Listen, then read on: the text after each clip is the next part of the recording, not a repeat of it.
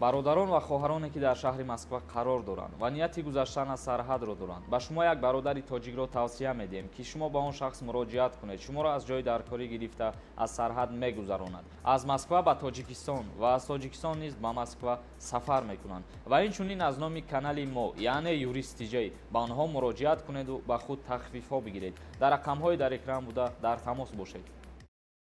оқибати зиндагии мо чӣ мешуда бошад? шукрона мекунам ба ҳама санҷишҳое ки худованд маро мекунад. аз ин бадам накунад. ғамгиниҳоям барои тифлаки маъюбам ҳаст. фарзанди ман маъюб аст, на ин ки аз ақл бегона. фардо аз ман пурсони падар шавад, ӯро ҳам меҳру навозиши падар мефурад. худовандо, дар дили Комрон раҳмеро ҷо бикун.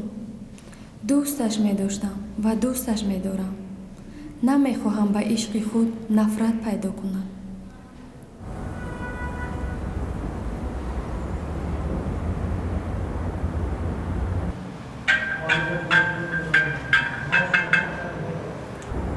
алло, лабай Комрон, чӣ хеле лабай тест ки ба поёна буфро?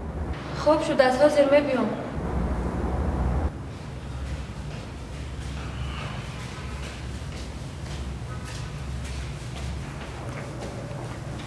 ҷомеда назди Комрон рафта истодам, интизор аст. хона бия мегуфтиш намеши на пеши ҳамсаю додвои шумо намераси. бахшиш ака, тез мебиём. не ки шумо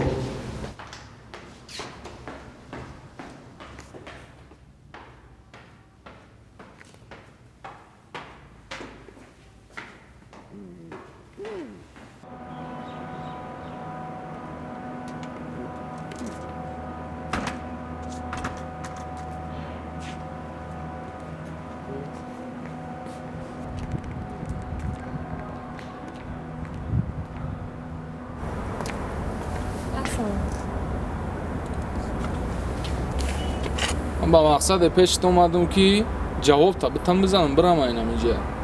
хоҳиш мекунам, аз ғазабӣ будани худ ҳаловат набаред. ману шумо ҳоло ҳамзану шавҳарем. ин фикра то қатӣ кардастӣ, ман не. фикри ман зурӣ накард, аммо фикри фарзанди маъюбатонро кунед. маҳфуза, ман қатӣ зиндагӣ кардан намехоҳам.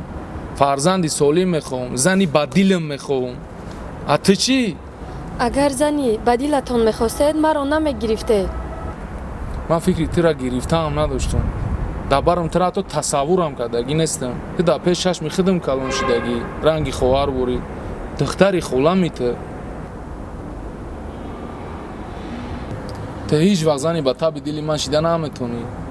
болои вай кӯдаки носолим таваллуд кардагӣ. ин ҳама айби никоҳи хештаборие, айби очаи та, айби очаи май. Комрон, ман тура то вақта мард ҳисоб мекардам. холабача, а ту чӣ? ози душмани мои. ҳар чизе фикр мекунем кардан гирем. никоҳи хештаборӣ, фарзанди маъюб, ин чизҳо монеаи ҷудошавии мо шуда наметавонад. рост хости худо, не қонун ҳамин чиза манъ кардагия. мо бояд намекардем ин кора. ман мерам ариза менависам, сабаб фарзанди носолим, никоҳи хештаборӣ. суд қарорша мебурояд тарафи ман мешавад. ҷидо мешем. Комрон, ман ва ту мардакем. биё бирем ягон ҷо гап занем. риштаи хештаборӣ мо канда шид. ман ҷавобта додам. ҳе номард! من دیگر تنها نیم بین زمین و آسمان من دیگر معذور نیم با خنده های салом алейкум. салом алейкум. барои ариза навистан барои бекор кардани ақд никоҳ омадам. марамад гузар бишӣ.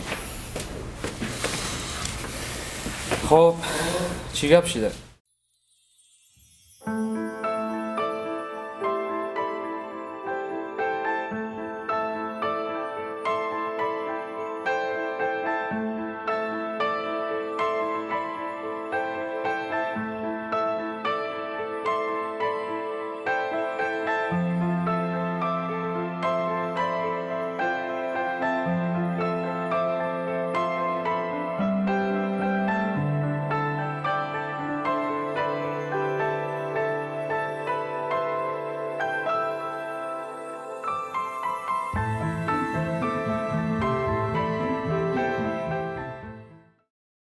бародароне ки дар Федератсияи Россия шаҳри Москва қарор доранд ва ба онҳо духтури дандон дар кор боша, агар дар ин ҳами рақамҳои дар экранда муроҷиат бикунен, айноми канали юристиҷа гап занен, ба шумо тахфиф мекунанд, яъне бо нархи арзон дандонотона табобат мекунанд. ӯ бародарои тоҷиканд дар шаҳри Москва стоматология кушодагиам, ба ҳамин хотир метавонед ҳама каса ба ҳамво муроҷиат кунед, дандон мекунанд, дандон сафед мекунанд, протез мемонанд ва дигар корора мекунанд. Дар паноҳи худо бошед ҳама каса.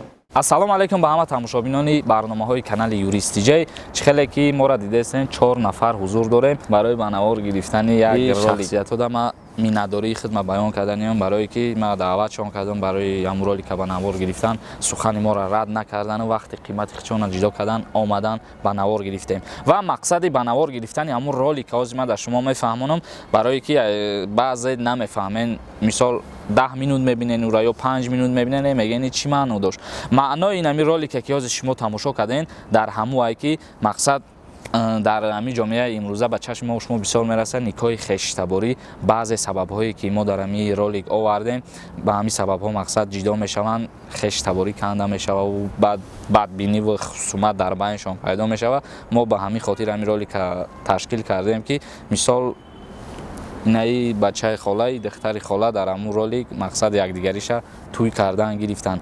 Лекин сабаб шид дар зиндагии ҳамиё мақсад фарзанде ки носолим ин ҳами ба дунё овардак. И бача ҳамира баҳона кардак ки гуфт никоҳи хештаборӣ дар ҳамин маънае, не ки моро тӯй кардан, падару модармон ба якдигармон расондан ва мо имрӯз пушаймонем. Ба ҳамин хотир мо хостем ира ба ҳамин кодекси оилара ҳамин моддаша ба шумо ролик карда бифаҳмонем ва мо тасмим гирифтагием ки аиҷа пас ҳар як моддаи ҳамин кодекси ҷиноятия ё ки кодекси маъмурия ё ки оилавира ҳамин хел роликҳо карда пешкаши шумо кунем. Ба фикри ма чем ӯе ки ма ба саволот ҷавоб метавонам мехонам комментариёра, и хеле ролик карда бифаҳмонам ба шумо хубтар, осонтар ва хушрӯтар мефаҳмен. Хай ягон сухан агар дошта бошед шумоам марамат гап занед. ҷавоб шадоди хай бигзор дар зиндагӣ бародар кадом ҳамин хатогира такрор накунед. мақсад ки ҳамин ролик ба шумо ибрат шавад мақсад касира дар зиндагӣ мегирӣ ҳамсари ояндаи худат мекунӣ. Худованд хушбахтет кунад. Тирам бародар, тирам хоҳари азиз ва тирам бародари азиз, ҳамчунин ба оиладоршавӣ табрик мекунем ки ба қарибӣ оиладор шидӣ. Худованд фарзанди солим ай шумо ба дунё биёяву хизматгори падар, модар ва ҷомеа ва дини ислом боша. Инак бародаро интизор бошен роликҳои моро. Боз ягон саволи дига боша метавонед саволтона дар Инстаграм ё ки дар ҳамин поёни видео пешкаш бикунен ва он ҳамун компанияҳоеро ки мо реклама мекунем ай фурсат истифода барен, занг бизанен, ай номи канали Юрист гап занен, шуморо скидка мекунен. Дар паноҳи худо бошен ҳама касо.